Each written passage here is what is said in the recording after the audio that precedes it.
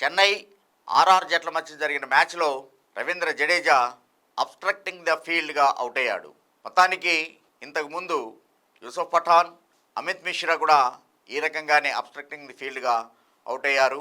అయితే జడేజా దీన్ని ఒక అలవాటుగా చేసుకున్నాడేమో అనిపిస్తుంది. ఈవెన్ ఎస్ఆర్ఎస్తో జరిగినటువంటి మ్యాచ్లో కూడా భువనేశ్వర్ కుమార్ వికెట్లని కొట్టేటువంటి సమయం జడేజాని రన్అట్ చేయడానికి ప్రయత్నిస్తుండగా ఇలాగనే త్రోకి వికెట్లకి మధ్యలో అడ్డంగా రావటం, అది జడేజాకి తగలటం. కానీ ఎస్ఆర్హెచ్ కెప్టెన్ ప్యాట్ కమిన్స్ దాన్ని చాలా లైటర్ వేలో తీసుకొని అప్పీల్ చేయకపోవడంతో ఎటువంటి ఇబ్బంది కలగలేదు జడేజాకి. కానీ ఆర్ఆర్ కెప్టెన్ మాత్రం సీరియస్గా తీసుకొని అప్పీల్ చేయటం, అతను కావాలనే ఉద్దేశపూర్వకంగానే త్రోకి అడ్డం వచ్చాడు అనే దాన్ని థర్డ్ ఎంపైర్ నమ్మటం, జడేజాకి అబ్స్ట్రక్టింగ్ ద ఫీల్డ్గా అవుట్ ఇవ్వటం జరిగిపోయాయి.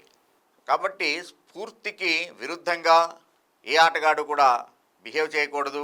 ఎందుకంటే అబ్స్ట్రక్టింగ్ ది ఫీల్డ్ అనేటువంటిదే ఒకవేళ క్యాచ్ పట్టేట్లయితే కనుక ఆ ఫీల్డర్ని క్యాచ్ పడుతున్నటువంటి సమయంలో బై వర్డ్ గట్టిగా అరవటంతో కానీ లేకపోతే బై యాక్షన్ తనే వెళ్ళి అతన్ని తొయ్యటం ఇలాంటివి చేయకూడదు. అలాగనే రన్అట్ చేసేటువంటి సమయంలో కూడా ఈ జడేజా చేసినటువంటి ఇలాంటి ఇంటెన్షనల్ యాక్ట్ ఉండకూడదు అనే దాంతో ఈ లా ఉంది. దీన్ని ఎంపైర్లు మరింత కట్టుదిట్టంగా అమలు చేసేట్లాగా బాధ్యతను తీసుకోవాలి. అలాగనే ప్లేయర్లు కూడా క్రీడా స్ఫూర్తికి లోబడి ఆడితేనే ఏ క్రీడాకారుడికైనా కూడా గౌరవం పెరుగుతుంది. Thank you.